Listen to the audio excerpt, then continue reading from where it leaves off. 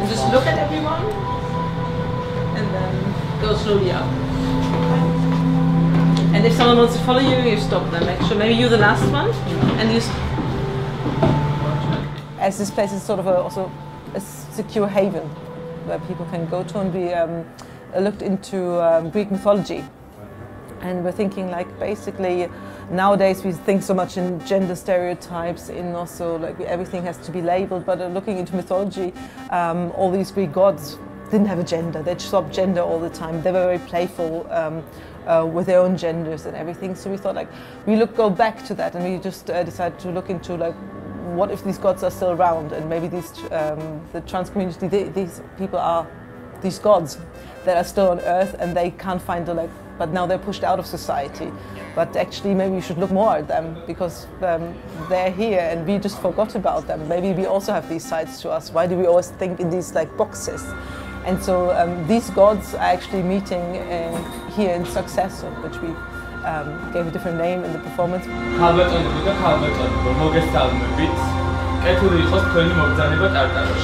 რომელიც ერთდროს უბედურებისა და სიგნალის ძავანი იყო და ახლა საკურთხევლად იქცა საზოგადოებისგან გარიხურხათვის. შინაარსი არის გარდაცვლილ ტრანსებზე და ჩვენ ტრანსგენდერ ადამიანების ყოველდღიურობაზე დღისით რო გვიწევს სხვა ბიჭის დასასრულს სიარული თუნდაც და ქუჩაში გადაადგილება თუნდაც ტაქსით და ღამე როგორ სხვანაირად როგორ გამოვიყურებით და სად დავდივართ, სად არის ჩვენთვის უსაფრთხო ადგილები, ძირითადად ამაზეა პერფორმანსი. შენ ამას ვერასდროს ვერ გაიგებ. იმიტომ რომ შენი საზოგადოების ნაწილი ხარ, რომელიც ჩვენ ქვას გვესვრის. შენ არასდროს არ ჩაგიხედავს სიკვდილისთვის თვალებში, იმიტომ რომ არ ხარ განსხვავებული. შენ არ იცი როგორ უნდა დაიცვა თავის საზოგადოებისგან, იმიტომ რომ ამისი გაკეთება არ გიწევს. ყველა ტრანს ადამიანისთვის, რა ვიცი, ვფიქრობ, რომ ჩართულობა მეტად მნიშვნელოვანია, იმიტომ რომ ამით არა მარტო ტრანსხსოვნის დღესთან დაკავშირებით ვაკეთებთ, არამედ საზოგადოებას ვახსენებთ თავს, რომ გამოგონილები არ ვართ და ვართ ამ ქვეყნის მონაწილეები, ამ საზოგადოების ნაწილი, რომელსაც რაღაც სასაჭიროებები გვიდგა, რომელსაც სახელმწიფო საერთოდ ყურადღებას არ აქცევს. Queer ადამიანები, ტრანსგენდერები, გეები, ლესბოსელები, ანუ სექსუალური უმცირესობები საქართველოში შეურაცხყოფას ყოველთვის განიცდიდნენ და განიცდიან. მაგრამ ხელისუფლების მხრიდან შეურაცხყოფა განსაკუთრებით აძლიერებს დაუცველობის განცდას. განსაკუთრებით აძლიერებს დაუცველობის განცდას ხელისუფლების უუნარობა, დასაჯოს მოძალადეები. ასეთ ვითარებაში ეს ხალხი იძულებულია უბრალოდ დატოვოს საქართველო და გადაიხვეწოს იქ, სადაც მათ უფლებებს პატივსცემენ. ეგაა რომ იქ, სადაც თავისუფლად სუნთქავენ, სადაც არავინ ერჩის, სადაც ხელისუფლება მოძალადეებისგან იცავს, მათ სულ სხვა პრობლემები ხვდებათ. ჩვენ გვაქვს სიყვარულის უფლება. ჩვენ გვაქვს უფლება ვიყოთ თავისუფალი.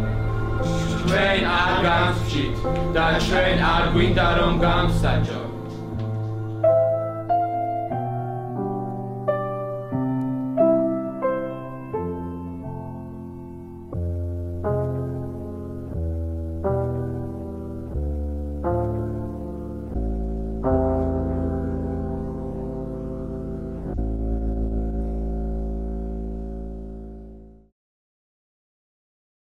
ეს არასამთავრობო ორგანიზაციები არაერთხელ მაქვს ხოლმე საპროტესტო აქციები. მე მთხოვენ, რომ ის ადამიანი, რომელსაც აქვს მამაკაცის ორგანოები, გავატარო ქალად სამოქალაქო რეესტრში და ის ადამიანი, რომელსაც აქვს ქალის ბიოლოგიური ორგანოები, გავატარო მამაკაცად. ვაღიარებ, რომ ეს რეფორმა მე არ გამიტარებია. კვერცხების სროლა დაიწყო რის გამო ქალთა მოძრაობის ეს აქცია იუსტიციის სახლთან გაიმართა. ცნობილია იუსტიციის მინისტრის თეა წულუკიანის განცხადება. მე მთხოვენ, რომ ის ადამიანი, რომელსაც აქვს მამაკაცის ორგანოები, გავატარო ქალად სამოქალაქო რეესტრში. და ის ადამიანი, რომელსაც აქვს ქალის ბიოლოგიური ორგანოები, გავატარო მამაკაცად. ჩამოგაწვეს ეგ ვარდისფერი კოლგოტკები. ხვენია თქვენი ლეჩაკ დახეულება. თქვენ მოვითხოვთ პირადობაში სქესის შეცვლის ჩანაწერს გენდერული დისფორიის საბუთის გაცემის საფუძველზე. ანუ ეს პრაქტიკა დანერგილია ევროპაში და ჩვენც მოვითხოვთ, რომ საქართველოში მსგავსი პრაქტიკით ხდებოდეს ამ ყველაფრის რეგულირება. აქციის ერთ-ერთი ორგანიზატორი დღეს საქართველოში აღარ ცხოვრობს. მირანდა ბელგიაში გადასახლდა, ანტვერპენში. გითხრა, რომ ბავშვობიდან ფემინური იყო, გოგოებთან უყვარდა თამაში და კაბებზე საუბარი. დედასაც ბავშვობიდან ასეთი ვახსოვა, რომ კაბებს როგორ ვიცვამდი მალულადო. მერე მოუყევი ყველაფერი გამიგო, ოღონდ ისიც მითხრა, ასე როგორ უნდა იცხოვრო წადი საქართველოდანო. ერთ-ერთი მთავარი პრობლემა მე რის გამოც დავტოვე საქართველოში საკანონმდებლო კუთხით იყო, იმიტომ რომ საქართველოს კანონმდებლობა არის დისკრიმინაციული, თუნდაც ის თემა, რომელიც 8 მარტს ჰქონდა, რომ პირადობის მოწმობაში სქესის ჩანაწერის შეცვლა, ანუ ჩვენ მოვითხოვდით უფრო ლოიალურს, როგორც მაგალითად არის ბელგიაში, რომ ანუ წარადგენ გენდერული დისფორიის დამადასტურებელ საბუთს და ჩვეულებრივად გიცვლენ. მე როგორც კი ჩამოვედი, მაგის შემდეგ ჩემს ყველა ოფიციალურ დოკუმენტში, მათ შორის ID-ში ყველგან მიწერია სქესი მდედრობითი. და პირველ რიგში ამას ძალიან პირველ რიგში ამას მაქვს ჩემთვის კომფორტი ის, რომ რეალურად სახელმწიფო აღიარებს ჩემს გენდერს და ჩემს იდენტობას ცემს პატივს. რაც შეეხება საქართველოში, ის кейსი ჩვენ საქართველოში გავასაჩივრეთ, თუმცა სააპელაციო სასამართლომ არ მიიღო ეს საჩივარი და ეხლა გამზადებულია უკვე საჩივარი სტრასბურგისთვის და მიგვაქვს სტრასბურგში. მირანდა წავიდა. რამდენჯერმე გააპროტესტა, მაგრამ წავიდა და რამდენიმე თვეა ბელგიაში ცხოვრობს. ჩვენ მისი ერთი დღე გადავიღეთ. გაკვეთილები, რომელსაც მას უტარებენ მისი მასწავლებლები. If people from the LGBT community can express themselves freely and safely, then the whole society benefits from that, and everyone can express themselves safely and freely. So the two things are connected, I think. They're not separate. The whole society is not separate from the community. It's a central part of everything. საქართველოში ვსწავლობდი უნივერსიტეტში, მაგრამ სამწუხაროდ ვერ დავამთავრე. მესამე კურსიდან მივატოვე, იმიტომ რომ იქ ისეთი სიტუაცია იყო, რომ წარმოუდგენელი იყო ეხა იქ მევლო. აქ ანუ ის პაკეტი, რომელსაც ჩვენ ბელგიის მთავრობა გვთავაზობს, ანუ ითვალისწინებს იმასაც, რომ ჩემი სწავლა იყოს 100%-ით ანაზღაურებული. ამიტომ ჯერ რა თქმა უნდა ეს სკოლა უნდა დავამთავრო, რომ ენას ვფლობდე სრულყოფილად და შემდეგ ვაპირებ, რომ დავასრულო ის, რასაც ვსწავლობდი, ანუ ჟურნალისტიკა და სამომავლო გეგმები, ну ცოტა გვიანია ჩემთვის სწავლა 24 წლის ვარ, მაგრამ ესეთ ფართო სამომავლო გეგმები მაქვს და ისე სახში ჯდომას და რაღაცა პურის ცხობას არ ვაპირებ. Marketingmeer zijn het 320 gram. Excuseer, was zegt u? დაახლოებით ერთი თვე თუ არ ვცდები, რაც დავიწყე და უკვე ან ნიდერლანდურად როცა საუბრობენ მესმის და ჩემი აზრის გადაცემა მეც შემიძლია და თუ გავითვალისწინებთ იმ პერიოდს დაახლოებით ალბათ 5-6 თვეში ჩვეულებრივად შევძლებს საუბარს და ჩემი ასისტენტებიც მეუბნებიან რომ 5-6 თვეში უკვე შემეძლება სამსახურის დაწყება ჩემი პროფესიით. დავაი როგორც კი მუშაობის უფლება მიიღო, თავის საყვარელ საქმეს მიყო ხელი, ბავშვების მოვლას. ტრანსგენდერი ადამიანი, რომელიც ბავშვებს უვლის, საქართველოში ბევრისთვის ფანტასტიკური ფილმი უფროა. იმ ქვეყანაში, სადაც სექსუალურ უმცირესობებს ბავშვებს არიდებენ, ზოგი იმიტომ, რომ არ მიბაძონო, ზოგიც უარესი რამე არ გადაედოთო. ევროპაში მთლად აღსაზრდელად აბარებენ ბავშვებს. Моя девочка родилась в Бельгии. Во-первых. Во-вторых, я рада, что мой ребенок уже с детства понимает, что вокруг нее есть такие люди, как Миранда, и друзья, которые Миранды, и вообще и транссексуалы, гомосексуалы. Ребенок будет расти здоровым. То есть она не будет людей делить. Ты такой, и ты такой. Когда ребенка с детства начинают говорить, это нехорошее, это плохое, у ребенка, я считаю, психика где-то бывает ненормальной.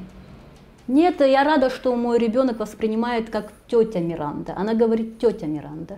То есть она воспринимает ее так, как должно быть. И никак по-другому. И меня это вполне устраивает. Я рада, что мой ребенок на данный момент в надежных руках. დაახლოებით 8 თვეა, თუმცა მე 8 თვე, თუმცა თვე ნახევარში მივიღე პოზიტივი. ეს არის რეკორდული დრო, იმიტომ რომ ზოგადად 3 თვე, მინიმუმ 3 თვე სჭირდება ხოლმე, მაგრამ მე ისეთი кейსები მქონდა და ისეთი დოკუმენტები დავდე, ვიდეოები და ასე შემდეგ და ასე შემდეგ, ძალიან მარტივად მომცეს პოზიტივი და უკვე ბინაშიც გადავედი, ეხლა რაღაც რემონტები რაღაცები სრულდება და всё გადასრულდება. ესე ჩაცმული თუ გამოვედი, რა თქმა უნდა, ვიღაცა შემომხედავს, თუმცა ყოველდღიურად მე ესე ჩაცმული არ დავდან როგორც ჩვეულებრივად და არ მქონია შემთხვევა ინციდენტის. თან როგორი სიტუაცია იცი, შეიძლება ვიღაცას არც მოვწონდე და ეს ტრანსგენდერი არ მოწონდეს, მაგრამ კანონის დონეზე იმდენად არის დაცული LGBT ადამიანების უფლებები, რომ ვერც გაბედავს, ეს შემოხედვასაც ვერ გაბედავს, რაღაცა ცუდად. მე საქართველოშიც მქონია ჩაწერები და ეხლა სიტუაცია როგორი იყო იცი, იმენა ჩაწერაზე ვიღაცას შეუგინებია და რაღაცა და ეგ თქვენც ხედავთ, ეხლა ძალიან ხალხმრავალ ადგილზე ვარ, ხალხი მოძრაობს და ინციდენტი არ არის. მირანდასთან საუბარში პირადად მე ბევრი ისეთი რამ შევიტყე, რაც აქამდე არ გამიგია. ახლა ვფიქრობ, რომ არა ბელგიის ხელისუფლება, რომელმაც ქართველი ტრანსგენდერი ქალი შეიფარა, როგორ უნდა ეცხოვრა მას საქართველოში? როგორი საბუთებით? ანუ უნდა ეცხოვრა როგორც სხვა ადამიანს. ნებისმიერმა ჩვენგანმა რომ წარმოიდგინოს ახლა, როგორ შეუძლია ცხოვრება სხვისი იდენტობით, სხვა სახელით და გვარით. როცა ერთია სინამდვილეში, მაგრამ საზოგადოებას თავი უნდა მოაჩვენოს, რომ სულ სხვაა. და როცა იცი, რომ სადღაც შესაძლებელია ასე გაიარო მაღალი ქუსლებით და ასე ვთქვათ ძლიერი მაკიაჟით და არავინ არ შეგხედოს მტრულად. თბილისში გარეთ გამოსვლაც კი არ შემეძლო, ჩემი ყველა გარეთ გამოსვლა მთავრდებოდა ინციდენტით და ყველაზე კარგ შემთხვევაში ეს სიტყვიერი შეურაცხყოფა იყო, თუ შემთხვევაში რომელიც ძალიან ხშირად ხდებოდა ფიზიკური შეურაცხყოფა.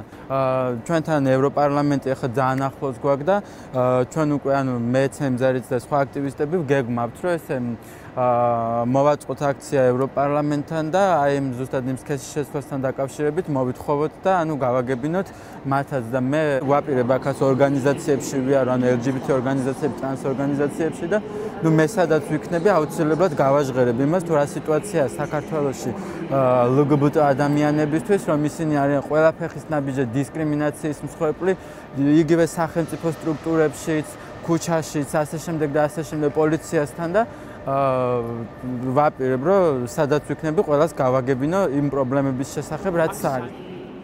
ტრანსგენდერი ქალის ჯანმრთელობის მდგომარეობა კრიტიკულად მძიმეა. მას ყელი დანით აქვს გამოჭრილი და სახის ზვლები ბლაგვის აგნით აქვს დამტვრეული.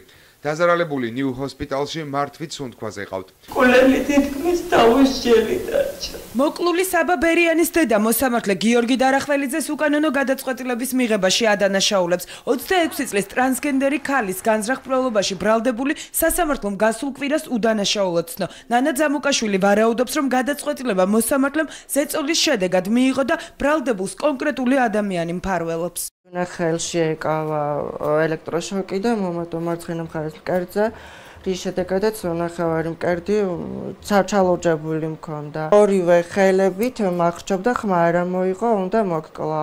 უშუალო მოწმე არ არსებობს. ბრალდებულის მონაყოლის მიხედვით შემთხვევას წინ ურთიერთ შელაპარაკება უძღოდა. ზიზის ადვოკატი ზოგად სურათზე გვესაუბრება. ეს პირველი შემთხვევა არ არის, როდესაც ტრანსგენდერის ცხოვრება ფატალურად დასრულდა. ესეც ის არის გოგი. ეკა აღდგომელაშვილი არასამთავრობო ორგანიზაციის ქალთა ინიციატივების მხარდამჭერი ჯგუფის წევრია. რამდენიმე წელია უკვე მისი ორგანიზაცია დისკრიმინაციის ინფორმებს სწავლობს, რომლებსაც განიცდიან ტრანსგენდერი ადამიანები. მათ შორის ჯანდაცვის სისტემაში. საშუალება რო ქონდეთ ძალიან ბევრი წავიდოდა. უბრალოდ მოდით ასე ვთქვათ, რომ არა აქვთ ამისი. რა უნდა გაკეთდეს იმისათვის, რომ ეს არ მოხდეს? კარგი ხალხი რატო უნდა წავიდეს პრინციპში? ხო, მაგრამ მეორეს მხრივ ვის უნდა მოვთხოვოთ ქმედება? მე უფრო მგონია რომ ვის კი რა თქმა უნდა პირველ რიგში პერსონალურად ასოხისმგებლობა პერსონალურად ჩვენც გვაქვს გარემოს შეცვლაზე აქვთ იმ ადამიანებსაც ვისაც ეძვირფასება და ვინც ზოგადად ვისთვისაც მართლა ქაღალდზე დაწერილი არ არის ეს თანასწორობის პრინციპი იქნება თუ არ ვიცი რასაც ვეძახით ხოლმე ხო ეს თანაბარი გარემო იმ ადამიანებისაც არის და პრინციპში მაინც ფიქრობ რომ ჩვენ რატომღაც ხედავთ ხოლმე აი ამ ცვლილებების საჭიროებას მხოლოდ აი ზედა დონეზე, საკანონმდებლო დონეზე. აი ხო თქვათ ანტიდისკრიმინაციული კანონი. რა თქმა უნდა, კანონი ძალიან მნიშვნელოვანი არის, მექანიზმები ცოტა გვიან ხდება ეს ცვლილებები, მაგრამ მეორეს მხრივ იმის ილუზია რომ კანონის დონეზე თუ არის არეგულირებული ეს მე პრობლემებისაგან მათავისუფლებს, სრული აბსურდია, ხო? ამის პარალელურად აი თქვა დინამიკაში რომ შევცვალოთ ჩვენთან, შევხედოთ ჩვენთან ეს ცვლილებები, ამ ცვლილებებმა რა გამოიწვია. პრაქტიკულად წინსვლა გვაქვს კანონის დონეზე, მაგრამ რეალობაში ყოფაზე ეს არ აისახება. 2013 წელსაც არსებობდა მანიფესტაციის უფლება არავის არ წაურთმევია, მაგრამ პრაქტიკულად გამოდის რომ ამ უფლებით სარგებლობისთვის შეიძლება მოკლან. და რატო არის უკეთესი ბელგიური საზოგადოება რომ ჩვენ იქ შეგვიძლია ტრანსგენდერ ადამიანთან ვაგზალზე ამდენ ხალხში თავისუფლად ჩავწეროთ ინტერვიუ. აი ზუსტად იმიტომ რომ ჩვენ თვლით რომ აი ეს ცვლილება მხოლოდ საკმარისი. როცა ამ ცვლილების პარალელურად არ ხდება არაფერი იმისათვის რომ განწყობები შეიცვალოს, რომ ეს გახდეს განათლების ნაწილი, რომ რეალურად მართლა ლაპარაკის ნაცვლად დავიწყოთ ბოლოს და ბოლოს ეს განათლების რეფორმა, რომელსაც არც ერთი ხელისუფლება არ იწყებს. გასაგებია რომ ბენეფიტი ამას ძალიან გვიან მოაქვს და ლენს ვერ გაჭრიან ვერც ერთ სკოლასთან რომ ესანა, მაგრამ უნდა დავიწყოთ ხო ეს რეფორმა. ყოველთვის მივდივართ ხოლმე ამ განათლების პრობლემასთან ყველა საკითხზე საუბრისას. როგორც ალბათ აქ მყოფი ყველა ქართველი ტრანს ადამიანი და არა მარტო ტრანს ადამიანი ვაპირებ რომ ვისწავლო, ასევე მინდა რომ სიმღერით ასე ვთქვათ, რაღაცა გზა გავიკვალო, რაღაცა ახალ შევუდგე და ძალიან დიდი იმედი მაქვს და ძალიან დიდი სურვილი მაქვს რომ ეს გამომივა და აქვე ვიტყვი იმასაც რომ ბელგიის ხელისუფლება მაქსიმალურს აკეთებს ჩვენთვის რომ მივიღოთ განათლება, ადაპტირდეთ გარემოსთან და ვიყოთ სრულფასოვანი მოქალაქეები ბელგიის სახელმწიფოს. ეკას ბელგიაში ჩვენი მოგზაურობის შესახებ ვამბეთ. თბილისში გავრცელდა ხმა რომ ბელგია შედარებით მარტივად აძლევს თავშესაფარს ტრანსგენდერ ადამიანებს. ხოდა მოვინახულეთ ეს ხალხი. ჩვენი რეპორტაჟის კიდევ ერთი გმირი მონიკა თიგიშვილი სულ რამდენიმე დღეა რაც ჩავიდა ბელგიაში და აქვს იმედი რომ თავშესაფარს მოიპოვებს. პრობლემები ჯერ კიდევ წინა აქვს. ამბობს რომ ოცნებობს უფრო ინტეგრირებული იყვნენ ტრანსგენდერი ადამიანები საქართველოში. ოჯახი. ხო, როგორც წესი თითქოს ოჯახის წევრები მხარს უჭერენ მათ წასვლას ქვეყნიდან. მონიკას შემთხვევაში ყველაფერი პირიქით მოხდა. თავიდან იყო სირთულე, ზოგადად coming-out-საც მოყვა სირთულე, მაგრამ როდესაც უთხარი ჩემ მშობლებს რომ მევაპირებდი უცხო ქვეყანაში საცხოვრებლად წასვლას, ძალიან განიცადეს, იმიტომ რომ არ უნდათ ჩემი გაშვება, იქ და გამომდინარე რომ მე ოჯახთან დამილაგდა ურთიერთობა. ჩემ ოჯახს უჭირდა ჩემი გამოშვება, იმიტომ რომ ჩვენ შევრიგდით, ასე ვთქვათ, და უფრო ურთიერთშეთანხმებულები გავხდით, მაგრამ ჩემი უკეთესი მომავლისთვის და იმისთვის რომ მე უსაფრთხოდ ვიყო და ვიგრძნო თავი, ეს სასიცოცხლოდ მნიშვნელოვანია. ბელგიის სახელმწიფო ჩვენ გვთავაზობს შევიცვალოთ სქესი, უსრულიად უფასოდ, ასევე შეგვიძლია რომ ჩანაწერში გავაკეთოთ რომ ჩაგვეწეროს მდედრობითი, რაც სამწუხაროდ ჩვენმა მინისტრმა, ქალბატონმა თეატრულოკიანმა გამიზნულად არ გააკეთა და არ სურს უბრალოდ რომ ალბათ ტრანს ადამიანები არსებობდნენ. აი ეს პლუსი აქვს ბელგიის სახელმწიფოს და აქ უბრალოდ ადამიანად გაღიარებენ, არ აქვს მნიშვნელობა შენ ან რომელი ქვეყნიდან ხარ, ან კიდე რომელი უმცირესობის წევრი ხარ. ტრანსფობიური ძალადობა და ის ფაქტი, რომ საკითხები, როგორებიცაა გენდერის სამართლებრივი აღიარება თუ ტრანზიციის პროცესზე ხელმისაწვდომობა არ რეგულირდება სახელმწიფოს მიერ, მნიშვნელოვან გავლენას ახდენს ტრანსგენდერი ადამიანების შესაძლებლობაზე იმუშაონ, ქონდეთ სტაბილური შემოსავალი და რეალიზდნენ სოციალურად. ადამიანის პირველი და შესაძლოა მთავარი უფლება კი არის მისი უფლება იყოს ბედნიერი და მოაწყოს თავისი ცხოვრება. აღმოჩნდა, რომ ეს უფლება წართმეული აქვთ არა მარტო ტრანსგენდერ ადამიანებს. ანტვერპენში ჩვენ კიდევ ერთი, აბა როგორ თქვა, საქართველოსდან გაქცეული გავიცანით. თანასწორობის მოძრაობის ზუგდიდის ორგანიზაციის ყოფილი ხელმძღვანელი ემზარ კვარაცხელია. აფხაზეთის დაბა გულრიფშიდან იძულებით გადაადგილებული, რომელიც ფოთში გაიზარდა, შემდეგ კი სამუშაოდ ზუგდიდში გადავიდა. ბოლოს და ბოლოს დახმარება ბელგიის მთავრობისგან მიიღო. მისი საქმე ბელგიის სპეციალურმა კომისიამ განიხილა და აღიარა, რომ ემზარი დისკრიმინაციის და ჰომოფობიის მსხვერპლია. იმ დღეს, როცა ემზარი გავიცანით, მას სწორედ ბინა გადასცეს. ვერ ვიტყვი, რომ ძალიან კომფორტული, მაგრამ თავისუფლებას რასჯობს. ხო და ემზარმაც მიგვიპატიჟა თავის პატარა ბინაში, სადაც ჯერ მხოლოდ ახლად შეძენილი ნაძვის ხე ედგა.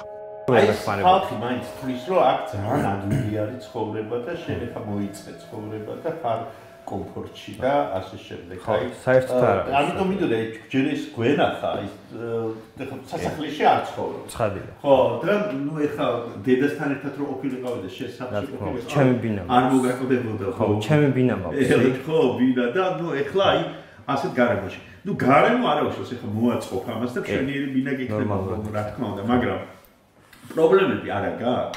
ხო, პრინციპში ყველაფრის დაწყება, რასაც საქართველოში ამდენი წელი ვაშენეთ, აბსოლუტურად ყველაფრის დაწყება გვიწევს ნულიდან. და ვერავინ ვერ მეტყვის, რომ ჩემთვის აქ ყოფნა კომფორტული არის იმ კუთხით, რომ ადამიანად გგრძნობ თავს და განადგურებული არ ვარ, ქუჩაში რო გავდივარ და არ მეშენია, რომ ვინმე შემომივარდება, ან თავს დამესხმა და ასე. ამ კუთხით კი იდეალურად ვარ, მაგრამ ყველაფერი მაკლია რა, მეგობრები მაკლია, ოჯახის წევრები მაკლია, დედაჩემთან ურთიერთობა ეგზე ონლაინ გვაქვს, დასთან, ძმასთან, ყველასთან, ბავშვებთან მათ შორის. აბსოლუტურად ყველაფერს მოწყვეტილი ვართ და ვართ მართლა გადამოხვეწილი იმის გამო, რომ მართლა გონიათ, რომ იქ რომ აი აქ რაღაც დალხეინ ცხოვრება მოვიწყოთ. მინიმალურ რაღაცებით ცხოვროთ, მინიმალური იმ შემოსავლით, იმ სოციალური შემოსავლით, რასაც სახელმწიფო გვაძლევს. აქტივიზმი. ემზარ კვარაცხელიამ თავშესაფარი სთხოვა ბელგიის მთავრობას, რადგან როგორც თავად ყვება, მას ყოველ ნაბიჯზე ემუქრებოდნენ სამშობლოში. განსაკუთრებით სწორედ მაშინ ემუქრებოდნენ, როცა აქტივიზმში ჩაერთო და სექსუალურ უმცირესობათა უფლებების დაცვა საჯაროდ გადაწყვიტა.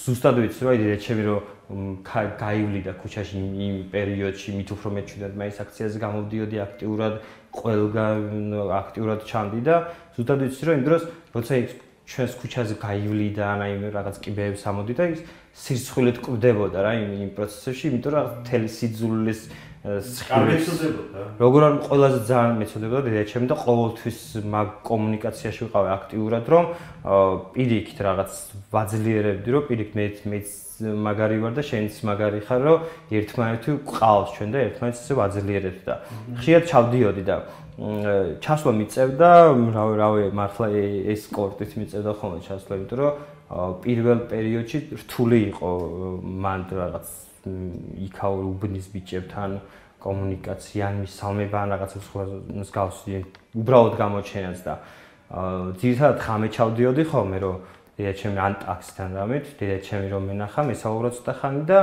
იგივე გათენებამდე უკან წამოსულიყავი. რო იმათ არ დაენა. ხო, პირველი პროცესი ეს იყო, მე რაღაცები კი გადავლახე და მე არც ეგ არ მაინტერესებდა, ეხლა ვისაც უნდა ვენახე ბოლოს, მაგრამ პირველი პროცესები ეგ იყო, მეც ძალიან გამეჭირდა და ჩემი ოჯახის წევრებსაც რა თქმა უნდა გაუჭირდა. ჩემ ძმებსაც რა თქმა უნდა გაუჭირდა, იმიტომ რომ იქ სადღაც უბნის ბიჭებთან ახსნა და განმარტებები დასჭირდა, ნუ ეგ აღდგომელაშვილს ვკითხეთ, რამდენად დააზარალებს ასეთი ადამიანების წასვლა საქართველოსდან მოძრაობას, ვიღა დაიცავს ადამიანის უფლებებს, თუ კი ადამიანის უფლებების დამცველებმა თავად დატოვეს ქვეყანა და დასავლეთში გადაიხვეწნენ. როგორც ჩანს, განსაკუთრებით უჭირთ ადამიანებს, რომლებიც პატარა ქალაქებში და პროვინციებში ცხოვრობენ საქართველოში. ხო, მათთანაც გაქვს ურთიერთობა, იცი?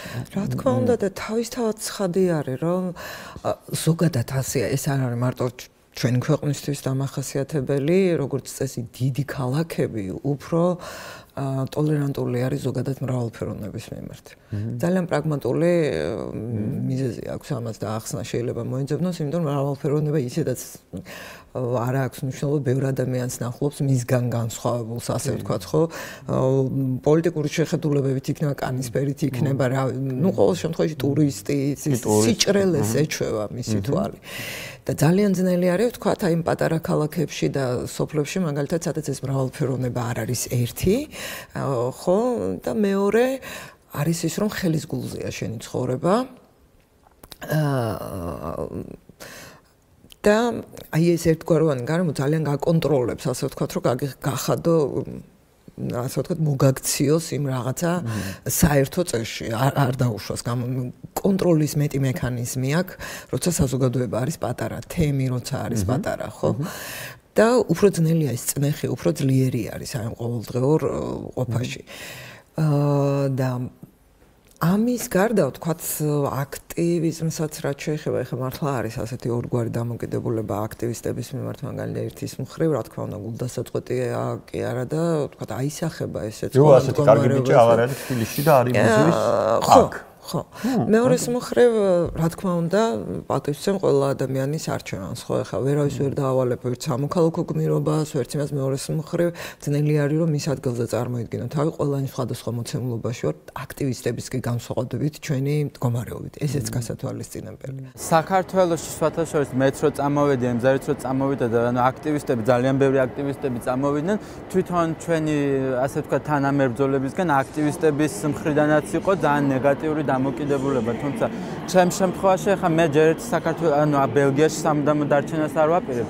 აქ ჩამოვედი დროებით, იმიტომ რომ მივიღო განათლება და შემდეგ აუცილებლად უნდა დაბრუნდე და ის პერიოდი, რადგან მე აქ ვიქნები ბელგიაში, არ ვაპირებ, რომ ესე ჩუმად დავჯდე და რაღაცა არ ვჩანდე და ასე შემდეგ. მეც მქონდა ეგ და მეც წერდნენ, რომ ანუ ყველა არ უნდა გავიქცეთ, ну აბსოლუტურად მესმის მე და ჩემს აბსოლუტურად გასაგებია მათი ეს პოზიცია, რომ რა თქმა უნდა ყველა უნდა გავიქცეთ და ამ გაქცევ ბრჭყალებში გაქცევით იქაურ რეალობას ვერ შევიდეთ, მაგრამ მე ვთვლიდი, რომ და ვთვლი ეხლაც, რომ იქ დარჩენით მე ბოლოს უკვე შესუსტებული ვიყავი და მე ვერაფერს ვერ ვაკეთებდი და ვერაფერს ვერ პასუხობდი. რა თქმა უნდა, კარგია და რა თქმა უნდა იდეალური იყო, რომ ზუგდიდში დავიწყეთ საერთოდ LGBT-ზე რო საუბარი დავიწყეთ და გეი აქტივიზმზე, ტრანსგენდერ ქალთა უფლებების დროს რომ გამოვდიოდი და ტრანსგენდერ ქალთა უფლებებზე საუბრობდი, სადღაც ზუგდიდში ეს ყველასთვის საუცხოო იყო, მაგრამ დღეს ამაზე რომ მსჯელობა დისკურსი რო წამოვიდა ამაზე სამეგრელოში, ეგ არის ძალიან კარგი, მაგრამ სადღაც ჩხოროწყუდან ყველასგან დევნილი, გაუპატიურებული, გამოგდებული და აბსოლუტურად ქუჩაში დარჩენილი გეის მე ტრენინგებით ვეღარ ვეხმარებოდი და რაღაცა საინფორმაციო შეხვედრებით რა თქმა უნდა კიდევ ერთხელ ვუბრალობ ძალიან კარგია და საჭიროა, მაგრამ მე ამით მათ ვერაფერს ვერ ვეხმარებოდი. ბელგია მსოფლიოში მეორე ქვეყანაა, სადაც LGBT თემის უფლებები ყველაზე მეტადაა დაცული. მაგრამ ემზარ კვარაცხელია ირწმუნება, რომ პრობლემებს მაინც ვერ გადაურჩა და ეს პრობლემები ისევ ქართველებმა შეუქმნეს. აი, აქ რო გაიარე პირველად შოკი იყო თუ იგზენი უცბად რომ რაღაც სუნთქავ თავისუფლად. ხო, პირველი თუ მაინც გერიდებოდა თქვენ. პირველი არ მერიდებოდა, პირველი შეგრძნება ზუსტად ეგ იყო. საერთოდ პირველად მოვედი Rainbow House-ში იმისთვის, რომ დამხმარებოდნენ პირველი ეტაპი რაღაცეებისთვის აქ თავში საფარში. რომ არ მოხვედრილიყავი იმ ჩვეულებრივ გარემოში და ისე ჰომოფობიურ გარემოში და პრინციპში დამეხმარანი კიდეც და ანუ პირდაპირ მიადექი და დამეხმარეთო? Rainbow House-ში მივედი პირველად დასახმარებლად, როცა აქაც პირველად როდესაც ჰომოფობიის მსხვერპლი გავხდი ისევ ქართველებისგან, ოღონდ უკვე აქ პირველივე დღეებში. თავში საფარში ჩვეულებრივი ქართველი მოქალაქეები, რომლებიც ეგრე დადიან სხვადასხვა ქვეყნებში, თვითონაც იციან რომ 100% ნეგატივს მიიღებენ, მაგრამ მაინც ბარდებიან, რომ რაღაც 3 თვე, 4 თვეს გაიწელონ და სხვადასხვა ქვეყნებში გადადიან. პირველად მათგან ვიგრძენი პირველი ჩამოსვლის დღესვე, მათგან ვიგრძენი პირველადვე და როცა 6 კაციან ოთახში შემეშვეს და 6 კაციდან 5 ადამიანი ჰომოფობი იყო, მაშინ თხოვეს და Rainbow House დახმარება და შენ ვთხარი რომ გეი ვარო? მე პირველ დღეს რო ჩამოვედი ევროპაში, ზუსტად იმ განწყობით მივიდიოდი, საქართველოში არ მალავდი და ხადი აქ ხო ვერ დავმალავდი და აი ეს თამამად ვამბობდი ამას და გამოვხატავდი კიდეც და რაღაც ეს ჩანთაზე სტიკერები, აი საყურე და ასე შემდეგ და ჩემი ნიფსების დაწვაც სადაც პირველივე დღეს ჩემივე ოთახში მე იმ ოთახში ერთი ღამეც არ გავჩერებულა პრინციპში ერთი ღამეც არ პოლიციისთვის რო გამოგეძახა გამოვაბრუნდნენ ეგრევე როგორ არ შეიძლება ვერა იმ პირველი ეტაპი იწყება ისევ იქ თავშესაფარში მიდიხარი თავშესაფარში ადმინისტრაციას თხოვ დახმარებას აი ეს პირდაპირ არ უძალადიათ ჩემზე ფიზიკურად მაგრამ მემუქრებოდნენ რომ ჩვენ ამ ოთახში თუ გაჩერდები შენს თითოეულს დავწვავთ ან ღამეები შედად ვერ დაიცინებ და ასე შემდეგ როდესაც ჩავბარდი მაგალითად იქ მიწევდა რიგში ყოფნა სხვა ადამიანები ძალიან ბევრი ადამიანები იყვნენ მათ შორის დაახლოებით 9 მაინც 50% მაინც იყვნენ ქართველები და ანუ მათ არ იცოდნენ ქართველი რო ვიყავი იმიტომ ჩემი გვარი სხვანაირად გამოიტქმება ამას თემაზე და ისეთ ისტორიებს ყვებოდნენ რომ ანუ მე მივხვდი ბელგიელებს რატო აქვს ცუდი წარმოდგენა ქართველებზე იმიტომ რომ აი ეს ადამიანები ჩამოდიან მაგალითად ბელგიაში პროცედურა დაახლოებით 3 თვე გრძელდება ამ 3 თვის მანძილზე არ აქვს ბელგიის მთავრობას უფლება რომ სახლი არ მისცეს და ანუ ქვეყანაში დარჩენის უფლება არ მისცენ და ქურდობენ ვიღაცებს დარცვავენ ჩადიან კრიმინალებს და ასე შემდეგ და ასე შემდეგ მე 3 თვის მერე როცა ნეგატივი მოვუვათ საქართველოში კი არ ბრუნდებიან გადადიან სხვა ქვეყანაში მაგალითად გერმანიაში და იქაც იგივე და აი ესე გრძელდება წლების მანძილზე ანუ ქურდავენ ადამიანებს და ძალიან გატეხილი აქვს ასე ვთქვათ ქართველებს სახელები იმის მტკიცებაც გვიწევდა რომ გეი ვიყავი იქიდან გამომდინარე რომ ცოტა კომიკურიც არის ის ჰომოფობები რომლებიც საქართველოში გვდევნიდნენ აქ მარტივად სტატუსის მისაღებად იბრალებდნენ ბევრი შემთხვევაში რომ იბრალებდნენ გეის სტატუსს და სხვადასხვა სტატუსს და ამით ის მაგათ გამო ჩვენ გვიწევდა მტკიცება ისეთ სპეციფიურ კითხვებზე, ისეთ ინტიმურ კითხვებზე და ისეთ ღრმად შემოდიან და მაგალითად ყვებოდი როგორ მირტყამდა იქ რაღაცა მეზობელი და რომელ საათზე გირტყამდა, რამდენი ადამიანი გირტყამდა, რამდენი ხანი გირტყამდა და იმდენად ღრმა და ისეთ დეტალებზე გასაუბრებენ და მე ამ რაღაცებს უკუღმა გაყოლებენ რომ ისევ იგივეს თუ მოყვები და მოკლედ ძალიან რთულია რა ის პროცესების გავლა. რა ემატება ამ ყველაფერს? პრობლემები, რომლებსაც ემზარ კვარაცხელია შეეჯახა უკვე აქ ევროპაში. არიცი ენა, ჯერ არ ყავს მეგობრები და რაც თავარია, შორს ახარ იმ ადამიანებისგან, რომლებმაც დახმარების ხელი გამოგიწოდეს ყველაზე რთულ პერიოდში. შორს ახარ დედისგან, რომელმაც პირველმა გაგიგო, როცა შენი ჰომოსექსუალობა აღიარე. ამას დავუმატეთ დაგროვილი ეკონომიკური პრობლემები. სკოლა, ენისა და ინტეგრაციის სწავლა.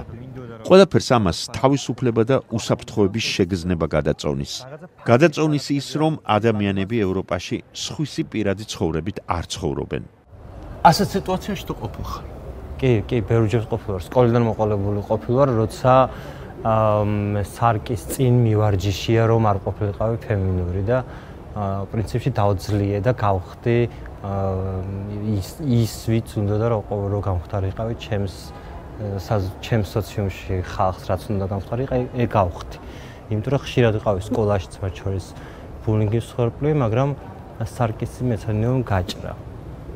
სარკის წინ ძალიან ბევრი გეი პირიქით ყოფილა ესეთ შემთხვევები რომ დედის ტანსაცმელს იცმევენ და ასე შემდეგ ნუ იცი ეს ისტორიები და ამ პირიქით სარკის წინ უნდათ ხოლმე რომ იყვნენ ხო მე პირიქით ეხლა რასაც შევყვები ეს სხვა რამე არის სარკის წინ ვარჯიშობდი რომ მასკულინური ყოფილიყავ კი დიდი ხანი ძალიან მე ხო ვიცი რაც ვიყავი და როგორი ფემინურიც ვიყავი სკოლის ასაკში და პატარა ასაკში და როგორ გადამალახიეს ეს რო გოგოსავით არ უნდა მოქცეულიყავი და იქ თოჯინები არ უნდა მეთამაშა და რაღაცა 1000 ის სტერეოტიპები და იქ რაღაც მანქანებით რო უნდა მეთამაშა აუცილებლად ბიჭებთან უნდა მომობანა უნდა მეთამაშა და ასე შემდეგ და რაღაცა ყოველთვის ვიყავი ფემინური და მე ეს და გოგოებთან მეგობრობა უფრო კი ეხლა ბიჭი მეგობრობით წავდა მაგრამ გოგო მეგობრობით წავდა ნუ ესეც ვერ გავყო პრინციპში ორივე მეგობრობით წავდა მაგრამ გოგოებთან როცა მეგობრობდი და როცა ურთიერთობდი მაშინ ყოველთვის პრობლემა იყო ხოლმე რომ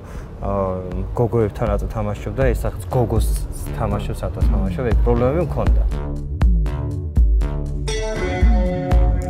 ემზარი ამბობს რომ აქედან გააგრძელებს საქართველოში სექსუალური ორიენტაციის გამო ადამიანთა ჩაგვრის წინააღმდეგ ბრძოლას საქართველოში დარჩენილებს კი ხო როგორც თავად თქვა დარჩენილებს არაფერსაც არ მოუწოდებს ყოველმა ადამიანმა თვითონ უნდა გადაწყვიტოს თავისი ბედი მაშინაც კი როცა შეიძლება მოგვიანებით ინანოს ამ პირიქით არ ინანოს შეიძლება საერთოდ დაივიწყოს საქართველო და ის ჯოჯოხეთი რომელიც სამშობლოში გაიარა ის ტკივილი რომელიც საქართველოში მიანიჭეს ამის უფლებაც აქვს რომ დაივიწყოს და ვერავინ განსჯის ამ ადამიანებს რადგან ყველამ არ ვიცით რა არის ეს ტკივილი შიშით ცხოვრება ნიღბებით ცხოვრება ბავშვი მინდა რომ ყავდეს პერსპექტივაში უეჭვი მინდა რომ ყავდეს აუცილებლად